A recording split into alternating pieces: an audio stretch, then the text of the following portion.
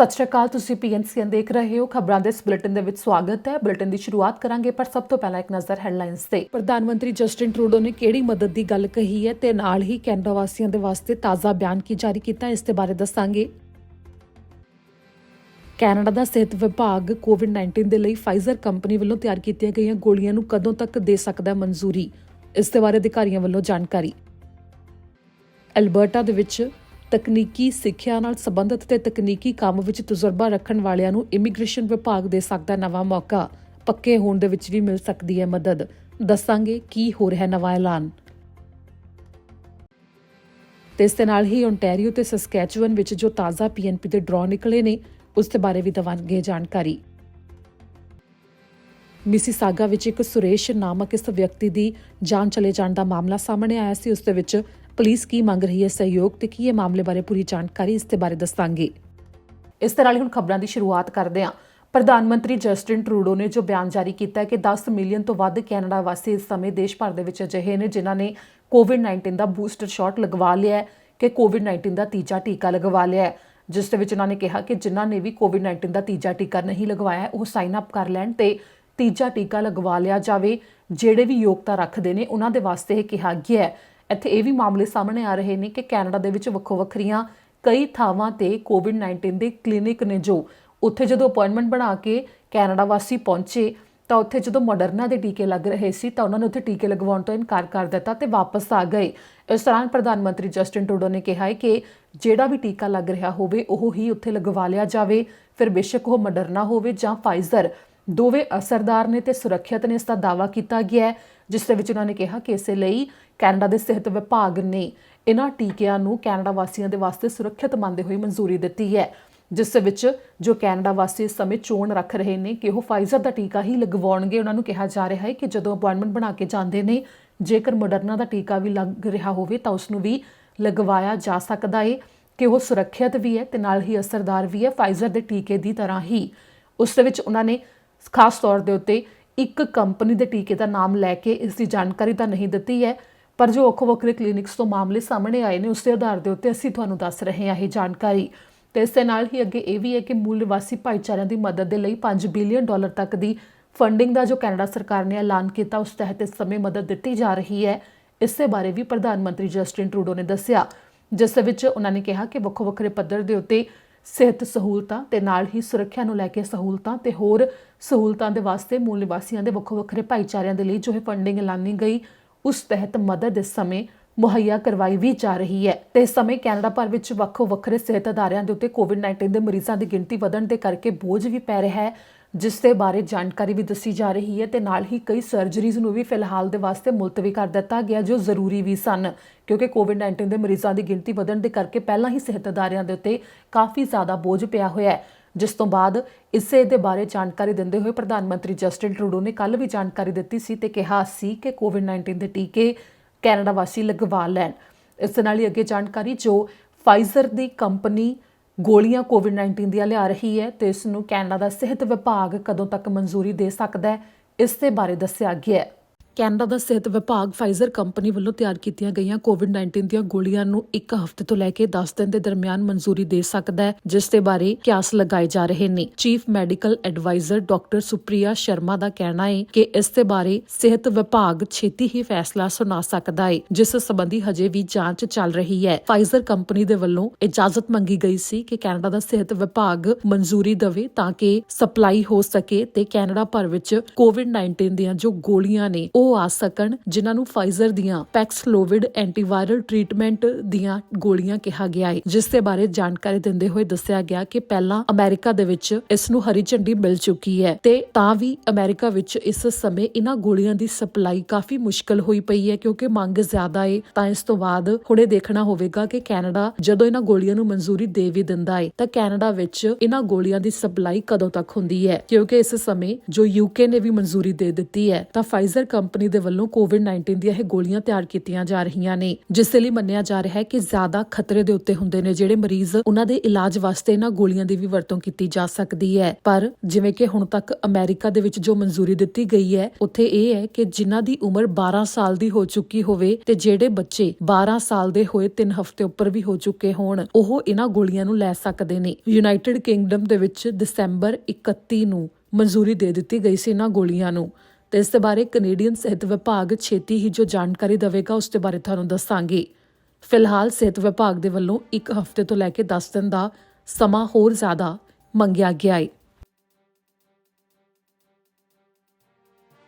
ਹੁਣ ਤੁਹਾਨੂੰ ਅੱਗੇ ਜਾਣਕਾਰੀ ਦੱਸਾਂਗੇ ਜੋ ਅਲਬਰਟਾ ਦੇ ਵਿੱਚ ਟੈਕ ਸੰਬੰਧੀ ਨਵੀਂ ਪਾਲਿਸੀ ਲਿਆਈ ਜਾ ਸਕਦੀ ਹੈ ਤੇ ਇਸ ਨਾਲ ਸੰਬੰਧਿਤ ਇਮੀਗ੍ਰੇਸ਼ਨ ਦਾ ਇੱਕ ਪ੍ਰੋਗਰਾਮ ਲਿਆਂਦਾ ਜਾ ਸਕਦਾ, ਜਿਸ ਦੇ ਬਾਰੇ ਜਾਣਕਾਰੀ ਦਿੱਤੀ ਗਈ ਹੈ। ਜਿਸ ਤਰ੍ਹਾਂ ਬ੍ਰਿਟਿਸ਼ ਕੋਲੰਬੀਆ ਦੇ ਵਿੱਚ ਵੀ ਜੋ ਤਕਨੀਕੀ ਕਾਮੇ ਨੇ, ਜਿਸ ਦੇ ਵਿੱਚ ਜਾਂ ਫਿਰ ਤਕਨੀਕੀ ਸਿੱਖਿਆ ਹਾਸਲ ਕੀਤੀ ਹੋਵੇ, ਜਿਨ੍ਹਾਂ ਨੇ ਜਾਂ ਫਿਰ ਤਕਨੀਕੀ ਕੰਮ ਦੇ ਵਿੱਚ ਜਿਨ੍ਹਾਂ ਨੂੰ ਤਜਰਬਾ ਹੋਵੇ, ਉਹਨਾਂ ਦੇ ਵਾਸਤੇ ਪ੍ਰੋਗਰਾਮ ਚੱਲ ਰਿਹਾ ਹੈ ਤੇ ਹੋਰ ਸੂਬਿਆਂ ਦੇ ਵੱਲੋਂ ਵੀ ਕੁਝ ਅਜਿਹੇ ਪ੍ਰੋਗਰਾਮ ਚਲਾਏ ਜਾਂਦੇ ਨੇ ਤੇ ਇਸੇ ਸੰਬੰਧੀ ਅਲਬਰਟਾ ਦੇ ਵਿੱਚ ਵੀ ਜਲਦੀ ਹੀ ਇਮੀਗ੍ਰੇਸ਼ਨ ਦੇ ਬਾਰੇ ਇੱਕ ਨਵੀਂ ਪਾਲਿਸੀ ਦਾ ਐਲਾਨ ਹੋ ਸਕਦਾ ਹੈ, ਜਿਸ ਦੇ ਵਿੱਚ ਤਕਨੀਕੀ ਸਿੱਖਿਆ ਜਾਂ ਤਕਨੀਕੀ ਕੰਮ ਵਿੱਚ ਤਜਰਬੇ ਵਾਲੇ ਜੋ ਕਾਮੇ ਨੇ ਉਹ ਪੀਆਰ ਦੇ ਵਾਸਤੇ ਅੱਗੇ ਅਪਲਾਈ ਕਰ ਸਕਣਗੇ, ਜਿਨ੍ਹਾਂ ਦੇ ਲਈ ਪੀਆਰ ਨੂੰ ਸੁਖਾਲਾ ਵੀ ਕੀਤਾ ਜਾਵੇਗਾ ਜੋ ਅਲਬਰਟਾ ਦੇ ਵਿੱਚ ਇਸ ਸੰਬੰਧੀ ਅਪਲਾਈ ਕੀਤਾ ਜਾ ਸਕੇਗਾ। ਦਰਅਸਲ ਕੁਝ ਅੰਕੜੇ ਸਾਂਝੇ ਕੀਤੇ ਗਏ ਨੇ, ਜਿਸ ਦੇ ਵਿੱਚ ਸਾਹਮਣੇ ਆਇਆ ਕਿ ਅਲਬਰਟਾ ਦੇ ਵਿੱਚ ਕਿਸ ਤਰ੍ਹਾਂ ਹੋਰ ਜ਼ਿਆਦਾ ਗਿਣਤੀ ਵਿੱਚ ਤਕਨੀਕੀ ਸਿੱਖਿਆ ਨਾਲ ਸੰਬੰਧਿਤ ਕਾਮਿਆਂ ਦੀ ਲੋੜ ਹੈ, ਜਿਸ ਦੇ ਬਾਰੇ ਜਾਣਕਾਰੀ ਦੱਸੀ ਗਈ ਹੈ ਕਿ ਸੂਬੇ ਵਿੱਚ ਇਸ ਸਮੇਂ 3000 ਤੋਂ ਵੱਧ ਟੈਕ ਕੰਪਨੀਆਂ ਨੇ,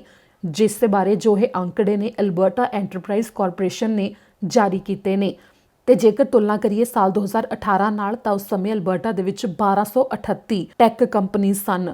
ਜਿਸ ਦੇ ਵਿੱਚ ਹੁਣ ਕਾਫੀ ਵੱਡਾ ਵਾਧਾ ਹੋਇਆ ਹੈ। ਜਿਵੇਂ ਹੀ ਇਹਨਾਂ ਕੰਪਨੀਆਂ ਦੀ ਗਿਣਤੀ ਦੇ ਵਿੱਚ ਵਾਧਾ ਹੋਇਆ ਤਾਂ ਨਾਲ ਹੀ ਤਕਨੀਕੀ ਕੰਮ ਨਾਲ ਸੰਬੰਧਿਤ ਕਾਮਿਆਂ ਦੀ ਵੀ ਲੋੜ ਹੈ, ਜਿਸ ਦੀ ਪੂਰਤੀ ਕਰਨ ਦੇ ਵਾਸਤੇ ਹੁਣ ਜੋ ਪ੍ਰਵਾਸੀ ਕਾਮੇ ਨੇ ਤੇ ਨਾਲ ਹੀ ਬਾਹਰਲੇ ਮੁਲਕਾਂ ਤੋਂ ਪ੍ਰਵਾਸੀ ਨੇ, ਉਹਨਾਂ ਦਾ ਧਿਆਨ ਇਸ ਵੱਲ ਖਿੱਚਿਆ ਜਾ ਸਕਦਾ ਹੈ ਕਿ ਜੋ ਟੈਲੈਂਟ ਹੈ ਤੇ ਤਕਨੀਕੀ ਸਿੱਖਿਆ ਜਿਨ੍ਹਾਂ ਨੂੰ ਹਾਸਲ ਹੈ, ਉਹਨਾਂ ਨੂੰ ਆਕਰਸ਼ਿਤ ਕਰਨ ਦੇ ਵਾਸਤੇ ਇਹ ਪਾਲਿਸੀ ਲਿਆਂਦੀ ਜਾ ਸਕਦੀ ਹੈ, ਜਿਸ ਦੇ ਨਾਲ ਕੈਨੇਡਾ ਦੀ ਪੀਆਰ ਲੈਣੀ ਵੀ ਉਹਨਾਂ ਦੇ ਵਾਸਤੇ ਸੌਖੀ ਹੋਵੇਗੀ। ਕੁਝ ਯੋਗਤਾ ਹੋਵੇਗੀ ਉਸ ਨੂੰ ਪੂਰਾ ਕੀਤੇ ਜਾਣ ਤੋਂ ਬਾਅਦ ਇਸ ਲਈ ਅਪਲਾਈ ਕੀਤਾ ਜਾ ਸਕਦਾ ਹੈ। ਇਸ ਦੇ ਬਾਰੇ ਜੇਕਰ ਕੋਈ ਹੋਰ ਜਾਣਕਾਰੀ ਸਾਹਮਣੇ ਆਵੇਗੀ ਤਾਂ ਤੁਹਾਨੂੰ ਦੱਸਾਂਗੇ। ਹੁਣ ਤੁਹਾਨੂੰ ਜਾਣਕਾਰੀ ਦੇਵਾਂਗੇ ਜੋ ਓਨਟਾਰੀਓ ਦੇ ਵਿੱਚ ਤਾਜ਼ਾ ਪੀਐਨਪੀ ਦਾ ਡਰਾਅ ਕੱਢਿਆ ਗਿਆ ਉਸ ਦੇ ਬਾਰੇ।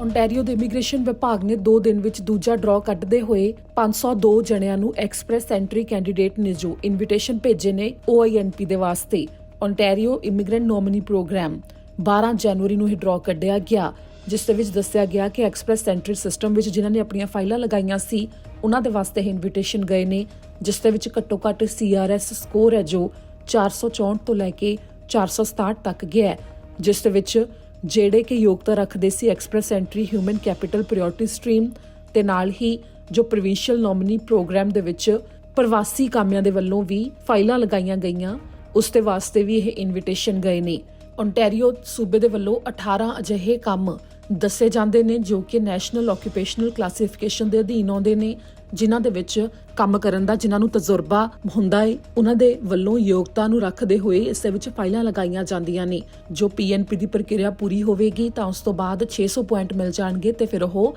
ਕੈਨੇਡਾ ਦੀ PR ਦੇ ਵਾਸਤੇ ਅਪਲਾਈ ਕਰ ਸਕਣਗੇ। ਓਨਟਾਰੀਓ ਸੂਬੇ ਨੇ ਇਹ 2 ਦਿਨ ਦੇ ਵਿੱਚ ਦੂਜਾ PNP ਦਾ ਡਰਾਅ ਕੱਢਿਆ ਹੈ। ਇਸ ਦੇ ਨਾਲ ਹੀ ਅੱਗੇ ਜਾਣਕਾਰੀ ਜੋ ਸਸਕੈਚੁਅਨ ਸੂਬੇ ਦੇ ਇਮੀਗ੍ਰੇਸ਼ਨ ਵਿਭਾਗ ਨੇ ਦੱਸਿਆ ਕਿ ਉੱਥੇ ਵੀ ਤਾਜ਼ਾ ਜੋ ਇੱਕ ਡਰਾਅ ਕੱਢਿਆ ਗਿਆ ਹੈ, ਉਸ ਦੇ ਵਿੱਚ ਕਿੰਨੇ ਇਨਵੀਟੇਸ਼ਨ ਗਏ ਨੇ ਤੇ ਨਾਲ ਹੀ ਕਿਹੜੀਆਂ ਕੈਟਾਗਰੀਜ਼ ਦੇ ਵਿੱਚ ਇਹ ਡਰਾਅ ਕੱਢਿਆ ਗਿਆ ਹੈ, ਉਸ ਦੇ ਬਾਰੇ ਹੁਣ ਤੁਹਾਨੂੰ ਦੱਸਾਂਗੇ। ਸਸਕੈਚੁਅਨ ਦੇ ਇਮੀਗ੍ਰੇਸ਼ਨ ਵਿਭਾਗ ਨੇ ਦੱਸਿਆ ਕਿ ਉਹਨਾਂ ਨੇ ਜਨਵਰੀ 12 ਨੂੰ ਇੱਕ ਡਰਾਅ ਕੱਢਿਆ, ਜਿਸ ਦੇ ਵਿੱਚ 104 ਕੈਂਡੀਡੇਟਸ ਨੂੰ ਇਨਵੀਟੇਸ਼ਨ ਭੇਜੇ ਗਏ ਨੇ, ਜੋ ਕਿ ਸਾਲ 2022 ਦਾ ਪਹਿਲਾ ਡਰਾਅ ਵੀ ਹੈ। ਸਸਕੈਚੁਅਨ ਇਮੀਗ੍ਰੈਂਟ ਨੋਮਨੀ ਪ੍ਰੋਗਰਾਮ ਯਾਨੀ ਕਿ SINP ਦੇ ਤਹਿਤ ਇਨਵੀਟੇਸ਼ਨ ਭੇਜੇ ਗਏ ਨੇ, ਜੋ ਵੱਖੋ-ਵੱਖਰੀਆਂ 2 ਇਮੀਗ੍ਰੇਸ਼ਨ ਸਟਰੀਮਸ ਨੇ, ਜਿਸ ਦੇ ਵਿੱਚ ਇਹ ਡਰਾਅ ਕੱਢਿਆ ਗਿਆ ਹੈ। 37 ਜਣੇ ਉਹ ਨੇ ਜਿਨ੍ਹਾਂ ਨੂੰ SINP ਦੀ ਐਕਸਪ੍ਰੈਸ ਐਂਟਰੀ ਸਬ ਕੈਟਾਗਰੀ ਦੇ ਵਾਸਤੇ ਇਨਵੀਟੇਸ਼ਨ ਗਏ ਨੇ। 67 ਜਣੇ ਉਹ ਨੇ ਜਿਨ੍ਹਾਂ ਨੂੰ SINP ਦੀ ਆਕੂਪੇਸ਼ਨ ਇਨ ਡਿਮਾਂਡ ਸਬ ਕੈਟਾਗਰੀ ਦੇ ਵਾਸਤੇ ਇਨਵੀਟੇਸ਼ਨ ਗਏ ਨੇ। ਇਸ ਦੇ ਵਿੱਚ ਇਹ ਵੀ ਦੱਸਿਆ ਗਿਆ ਕਿ ਘੱਟੋ ਘੱਟ 68 ਪੁਆਇੰਟ ਸਨ ਜਿਨ੍ਹਾਂ ਦੀ ਚੋਣ ਹੋਈ ਹੈ ਤੇ 68 ਪੁਆਇੰਟ ਤੋਂ ਉੱਪਰ ਜਿਨ੍ਹਾਂ ਦੇ ਬਣਦੇ ਸੀ ਉਹਨਾਂ ਨੂੰ ਇਹ ਇਨਵੀਟੇਸ਼ਨ ਭੇਜੇ ਗਏ ਨੇ। ਹੁਣ ਤੁਹਾਨੂੰ ਦੱਸਾਂਗੇ ਜੋ ਪੀਲ ਰੀਜਨਲ ਪੁਲਿਸ ਨੇ ਇੱਕ ਡਰਾਈਵਰ ਦੀ ਭਾਲ ਦੇ ਵਾਸਤੇ ਸਹਿਯੋਗ ਦੀ ਮੰਗ ਕੀਤੀ ਹੈ। ਇੱਕ ਗੱਡੀ ਦੀ ਤਸਵੀਰ ਸਾਂਝੀ ਵੀ ਕੀਤੀ ਗਈ ਹੈ ਤੇ ਇਸੇ ਗੱਡੀ ਦੇ ਨਾਲ ਦੀ ਗੱਡੀ ਹੈ, ਇਹ ਉਦਾਹਰਨ ਦੇ ਤੌਰ ਦੇ ਉੱਤੇ ਸਾਂਝੀ ਕੀਤੀ ਗਈ ਹੈ, ਜਿਸ ਦੇ ਨਾਲ ਇੱਕ ਸੜਕ ਹਾਦਸੇ ਨੂੰ ਅੰਜਾਮ ਦਿੱਤਾ ਗਿਆ, ਜਿਸ ਤੋਂ ਬਾਅਦ ਡਰਾਈਵਰ ਮੌਕੇ ਤੋਂ ਫਰਾਰ ਹੋ ਗਿਆ, ਜਿਸ ਦੇ ਵਿੱਚ ਸੁਰੇਸ਼ ਨਾਮਕ ਵਿਅਕਤੀ ਦੀ ਜਾਨ ਚਲੀ ਗਈ ਹੈ। ਦਰਅਸਲ ਦਸੰਬਰ 17, 2021 ਨੂੰ ਇਹ ਸ਼ੁੱਕਰਵਾਰ ਨੂੰ ਰਾਤ ਦੇ 9:15 ਵਜੇ ਦੇ ਕਰੀਬ ਵਾਪਰਿਆ, ਜਿਸ ਦੇ ਵਿੱਚ ਸੁਰੇਸ਼ ਥਰਮਾਕੁਲਸੰਗਮ ਨਾਮਕ ਵਿਅਕਤੀ ਹੈ ਜੋ ਕਿ ਸੜਕ ਪਾਰ ਕਰ ਰਿਹਾ ਸੀ ਡਿਕਸੀ ਰੋਡ ਦੇ ਨੇੜੇ ਮਿਸੀਸਾਗਾ ਦੇ ਵਿੱਚ, ਜਦੋਂ ਉਸ ਦੇ ਨਾਲ ਇਸ ਗੱਡੀ ਨੇ ਟੱਕਰ ਮਾਰ ਦਿੱਤੀ। ਦਰਅਸਲ ਸੁਰੇਸ਼ ਸੜਕ ਪਾਰ ਕਰਕੇ ਆਪਣੇ ਟਰੱਕ ਵੱਲ ਵਾਪਸ ਜਾ ਰਿਹਾ ਸੀ, ਜੋ ਕਿ ਰੈਸਟੋਰੈਂਟ ਦੇ ਵਿੱਚ ਖਾਣਾ ਖਾਣ ਆਇਆ ਹੋਇਆ ਸੀ ਤੇ ਉਸ ਦੌਰਾਨ ਉਸ ਨੂੰ ਤੁਰੰਤ ਹਸਪਤਾਲ ਪਹੁੰਚਾਇਆ ਗਿਆ। ਪਰ ਜਿਵੇਂ ਕਿ 17 ਦਸੰਬਰ ਨੂੰ ਇਹ ਹਾਦਸਾ ਵਾਪਰਿਆ ਸੀ, ਗੰਭੀਰ ਹਾਲਤ ਵਿੱਚ ਸੁਰੇਸ਼ ਨੂੰ ਹਸਪਤਾਲ ਪਹੁੰਚਾਇਆ ਗਿਆ ਤੇ ਦਸੰਬਰ 24 ਦੇ ਦਿਨ ਉਸਨੇ ਦਮ ਤੋੜ ਦਿੱਤਾ, ਜਿਸ ਤੋਂ ਬਾਅਦ ਪੁਲਿਸ ਵੱਲੋਂ ਸਹਿਯੋਗ ਮੰਗਿਆ ਜਾ ਰਿਹਾ ਹੈ। ਕਾਲੇ ਰੰਗ ਦੀ ਫੋਰਡ SUV ਗੱਡੀ ਹੈ ਜੋ ਤਸਵੀਰ ਸਾਂਝੀ ਕੀਤੀ ਗਈ ਹੈ। ਕੁਝ ਇਸੇ ਤਰ੍ਹਾਂ ਦੀ ਉਹ ਗੱਡੀ ਦਿਖਦੀ ਹੈ ਜਿਸ ਦਾ ਮਾਡਲ 2008 ਤੋਂ ਲੈ ਕੇ 12 ਤੱਕ ਦਾ ਹੋ ਸਕਦਾ ਹੈ। ਜੇਕਰ ਕਿਸੇ ਨੂੰ ਵੀ ਇਸ ਮਾਮਲੇ ਦੇ ਬਾਰੇ ਕੋਈ ਜਾਣਕਾਰੀ ਹੋਵੇ ਤਾਂ ਪੁਲਿਸ ਦੇ ਨਾਲ ਸਾਂਝੀ ਕੀਤੀ ਜਾ ਸਕਦੀ ਹੈ। ਤੇ ਨਾਲ ਹੀ ਇਹ ਵੀ ਕਿਹਾ ਗਿਆ ਕਿ ਉਹ ਡਰਾਈਵਰ ਜਿਸਨੇ ਕਿ ਟੱਕਰ ਮਾਰੀ ਹੈ ਸੁਰੇਸ਼ ਨੂੰ, ਤੇ ਉਹ ਖੁਦ ਵੀ ਪੁਲਿਸ ਦੇ ਹਵਾਲੇ ਖੁਦ ਨੂੰ ਕਰ ਸਕਦਾ ਹੈ ਤੇ ਵਕੀਲ ਦੀ ਮਦਦ ਦੇ ਨਾਲ ਉਹ ਪੁਲਿਸ ਕੋਲ ਆ ਸਕਦਾ ਹੈ। ਪੁਲਿਸ ਨੇ ਇਸ ਦੇ ਬਾਰੇ ਵੀ ਕਿਹਾ ਹੈ। ਅੱਗੇ ਜਾਣਕਾਰੀ ਹੈ ਇੱਕ ਲਾਪਤਾ ਔਰਤ ਦੇ ਬਾਰੇ, ਜਿਸ ਨੂੰ ਲੱਭਣ ਦੇ ਲਈ ਸਹਿਯੋਗ ਦੀ ਮੰਗ ਕੀਤੀ ਜਾ ਰਹੀ ਹੈ। ਬਰਨਬੀ RCMP ਨੇ ਇੱਕ ਔਰਤ ਨੂੰ ਲੱਭਣ ਦੇ ਵਾਸਤੇ ਸਹਿਯੋਗ ਦੀ ਮੰਗ ਕੀਤੀ ਹੈ, ਜਿਸ ਦੀ ਉਮਰ 52 ਸਾਲ ਹੈ ਤੇ ਉਸ ਦਾ ਨਾਮ ਰੇਸ਼ਮੀ ਮਨੀ ਹੈ, ਜਿਸ ਦੇ ਬਾਰੇ ਦੱਸਿਆ ਗਿਆ ਹੈ ਕਿ ਉਸ ਨੂੰ ਆਖਰੀ ਵਾਰ ਇਨਮੈਨ ਐਵੇਨਿਊ ਤੇ ਮੌਸਕ੍ਰੌਪ ਸਟਰੀਟ ਦੇ ਨੇੜੇ ਦੇਖਿਆ ਗਿਆ ਸ਼ੁੱਕਰਵਾਰ ਜਨਵਰੀ 7 ਨੂੰ, ਜਿਸ ਦੇ ਬਾਰੇ ਦੱਸਿਆ ਗਿਆ ਕਿ ਉਹ ਸਾਊਥ ਏਸ਼ੀਅਨ ਔਰਤ ਹੈ, 5 ਫੁੱਟ 3 ਇੰਚ ਦੇ ਕਰੀਬ ਉਸ ਦਾ ਕੱਦ ਹੈ, 110 ਪੌਂਡ ਭਾਰ ਹੈ, ਕਾਲੇ ਵਾਲ ਨੇ, ਭੂਰੀਆਂ ਅੱਖਾਂ ਨੇ, ਜਿਸ ਦੇ ਪਰਿਵਾਰ ਤੇ ਦੋਸਤਾਂ ਨੂੰ ਤੇ ਨਾਲ ਹੀ ਪੁਲਿਸ ਨੂੰ ਉਸ ਦੇ ਸੁਰੱਖਿਅਤ ਹੋਣ ਦੇ ਬਾਰੇ ਚਿੰਤਾ ਹੋ ਰਹੀ ਹੈ ਕਿ ਉਹ ਸਹੀ ਸਲਾਮਤ ਹੋਵੇ, ਜਿਸ ਦੇ ਵਾਸਤੇ ਸਹਿਯੋਗ ਦੀ ਮੰਗ ਕੀਤੀ ਗਈ ਹੈ ਕਿ ਉਸ ਨੂੰ ਲੱਭਣ ਦੇ ਵਿੱਚ ਜੇਕਰ ਕੋਈ ਵੀ ਮਦਦ ਕਰ ਸਕਦਾ ਹੋਵੇ, ਜਿਸ ਨੇ ਵੀ ਰੇਸ਼ਮੀ ਮਨੀ ਨੂੰ ਕਿਤੇ ਦੇਖਿਆ ਹੋਵੇ ਤਾਂ ਉਸ ਦੇ ਬਾਰੇ ਜਾਣਕਾਰੀ ਜ਼ਰੂਰ ਸਾਂਝੀ ਕੀਤੀ ਜਾਵੇ। ਜਿਸ ਦੇ ਬਾਰੇ ਦੱਸਿਆ ਗਿਆ ਹੈ ਕਿ ਬਰਨਬੀ RCMP ਨਾਲ 604 646 9999 ਉੱਤੇ ਫੋਨ ਕਰਕੇ ਸੰਪਰਕ ਕੀਤਾ ਜਾ ਸਕਦਾ ਹੈ ਤੇ ਜੇਕਰ ਕਿਸੇ ਨੂੰ ਵੀ ਰੇਸ਼ਮੀ ਮਨੀ ਦੇ ਬਾਰੇ ਕੋਈ ਜਾਣਕਾਰੀ ਹੋਵੇ ਤਾਂ ਉਹਨਾਂ ਦੇ ਨਾਲ ਸਾਂਝੀ ਕੀਤੀ ਜਾ ਸਕਦੀ ਹੈ। ਇਸ ਦੇ ਨਾਲ ਹੀ ਅੱਗੇ ਜਾਣਕਾਰੀ ਜੋ ਸਰੀ ਦੇ ਵਿੱਚ ਇੱਕ ਕੈਦੀ ਦੇ ਫਰਾਰ ਹੋਣ ਦੇ ਬਾਰੇ ਮਾਮਲਾ ਸਾਹਮਣੇ ਆਇਆ, ਉਸ ਦੇ ਬਾਰੇ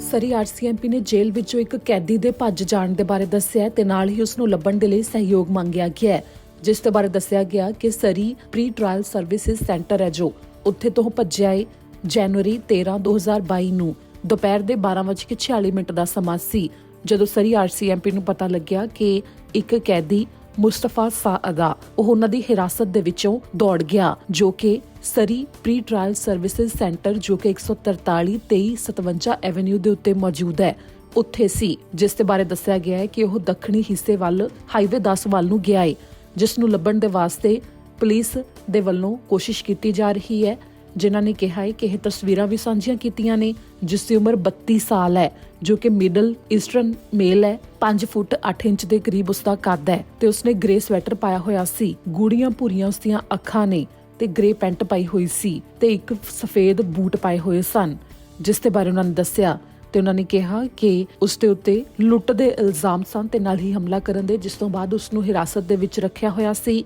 ਜੇਕਰ ਉਸ ਨੂੰ ਕਿਸੇ ਨੇ ਵੀ ਦੇਖਿਆ ਤਾਂ ਤੁਰੰਤ 911 ਕਰਕੇ ਦੱਸਿਆ ਜਾਵੇ। ਇਸ ਦੇ ਨਾਲ ਹੀ ਅੱਜ ਦੇ ਬੁਲੇਟਿਨ ਵਿੱਚ ਇੰਨਾ ਹੀ। ਮੈਨੂੰ ਦਿਓ ਇਜਾਜ਼ਤ। ਸਤਿ ਸ਼੍ਰੀ ਅਕਾਲ।